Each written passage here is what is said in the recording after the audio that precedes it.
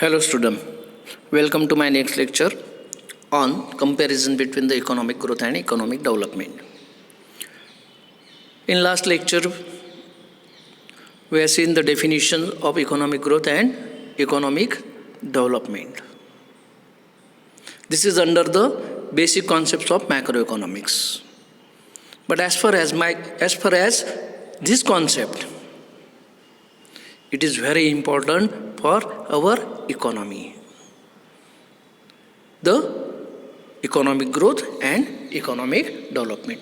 Now here we are going to study the basic differences between the economic growth and economic development. With this, we easily understand the topic of economic growth and economic development. Now the first point of difference is economic growth. Economic growth refers to an increase in the real national income of the country over a long period of time.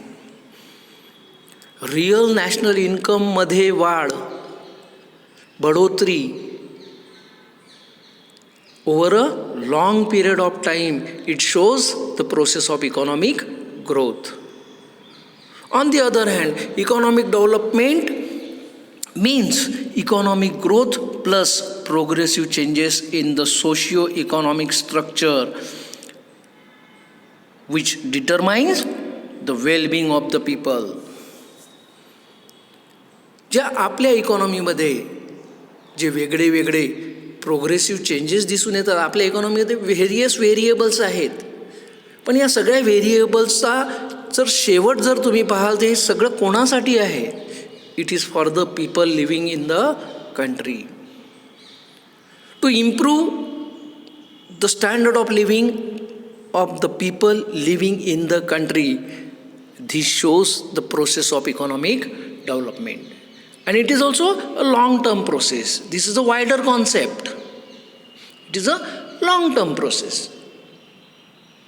The second point of difference is this concept is narrow and it is quantitative. We can easily count. We can count the national income. And as compared to economic development, this concept is very narrow. On the other hand, the economic development is a broader concept and it is a qualitative. That means the improvement in the quality of the people living in the country shows the process of economic development. This is a wider concept.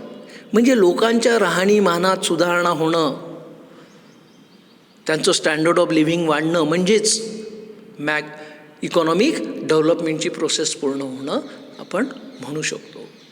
म्हणून याला म्हटलं आहे this is a wider concept. And since independence we are in the process of economic development. Long term process आहे. किती वर्ष झाले? 60 वर्ष 70 वर्ष पूर्ण झालेले आहेत, तरी पण ही प्रोसेस आपली अजूनही सुरू आहे. म्हणून म्हटलं आहे this is a wider concept as well as a long term process. The third point of comparison between the economic growth and economic development is economic growth is possible without economic development. Economic डेव्हलपमेंटच्या शिवाय economic growth होऊ शकतं. Development झालेली आहे, लोकांचं राहणीमान सुधारलेलं आहे, पण ग्रोथ झालेली आपल्याला दिसून येत नाही. तर याचं जर आपल्याला उदाहरण पाहायचं असेल तर पुष्कळशी उदाहरण आपल्याला अशी देता येतील की ग्रोथ झालेली आहे पण तिथे डेव्हलपमेंट झालं नाही आहे. केनिया ग्रोथ झालेला आहे, भरपूर पैसा आलेला आहे, पण तिथच्या लोकांचा राहणीमानाचा दर्जा अजून सुधारलेला नाही. On the other hand economic development is not possible without economic growth. डेव्हलपमेंटची जी प्रोसेस आहे ती ग्रोथ शिवाय होऊ शकत नाही.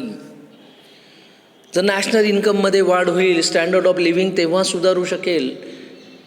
कारण की नॅशनल इन्कमला जेव्हा आपण टोटल नंबर ऑफ पॉप्युलेशननी भागाकार देतो त्यावेळेस आपल्याला पर कॅपिटा इन्कम मिळतं. प्रति व्यक्ती इन्कम, प्रति व्यक्ती आय, दरडोई उत्पन्न म्हणतो आपण त्याला. Without economic growth, economic development is not possible. But without economic development, economic growth is possible. This is the another point of comparison between the economic growth and economic development. Thereafter, next one is economic growth is a unidimensional concept. एका single वाटेने जाणारही आपल्याला growth दिसून येतं. म्हणजे economic ग्रोथमध्ये आपण काय म्हणतोय की एकाच डायरेक्शननी increase in the real national income of the country shows the economic growth. एकाच डायमेन्शनमध्ये सिंगल डायमेन्शनमध्ये वाढ म्हणजे इकॉनॉमिक ग्रोथ दिसून येते. पण on the other hand economic development is multi dimensional concept. It is multi dimensional. लोकांच्या स्टँडर्ड ऑफ लिव्हिंगमध्ये राहणीमानाचा दर्जा केव्हा सुधारेल? ज्यावेळेस त्याला चांगलं पाणी मिळेल, चांगलं खायला मिळेल, त्याला राहायला चांगलं घर मिळेल, त्याच्यानंतर त्याला पूर्ण एज्युकेशन मिळेल, त्याला हेल्थ फॅसिलिटीज पूर्ण प्रोव्हाइड होईल, त्या देशातलं इन्फ्रास्ट्रक्चर सुधारेल, रस्ते निर्माण होतील, मोठे मोठे डॅम बनतील, शेतीचं उत्पन्न वाढेल. हे सगळे कारणीभूत आहेत लोकांच्या राहणीमानाच्या दर्जा सुधारण्यासाठी. आणि म्हणून म्हटलेलं आहे की इकॉनॉमिक डेव्हलपमेंटची जी प्रोसेस आहे it is a multi dimensional concept. It is not a single dimensional. सगळ्या बाबतीत ज्यावेळेस वाढ किंवा प्रोग्रेसिव्ह चेंज दिसून येतो त्याला आपण इकॉनॉमिक डेव्हलपमेंट म्हणतो. This is the another point of comparison between the economic growth and economic development. Now the next one is economic growth is spontaneous and reversible. Economic growth is spontaneous and reversible. पुन्हा येऊ शकते. Growth जी आहे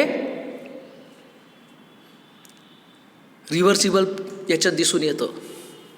कमी जास्त होत राहते income. National real per capita income किंवा real national इन्कममध्ये कमी जास्त वाढ होत जातं दिसून येतं.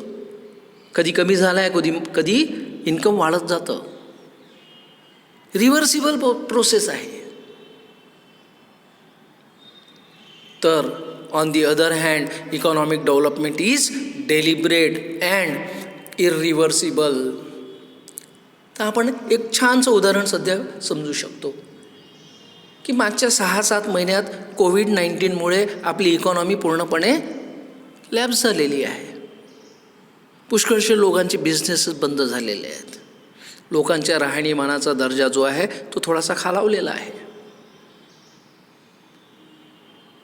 तर हा जो 6 महिन्याचा 7 महिन्याचा पिरियड गेलेला आहे या पिरियडमध्ये आपल्या इकॉनॉमीला पुष्कळसं सोसावं लागलेलं आहे.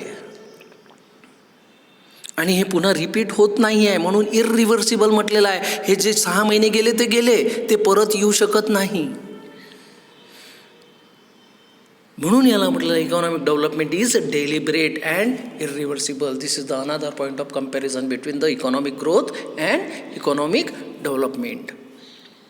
The next one is economic growth is measured in terms of national income and per capita income. Per capita national income.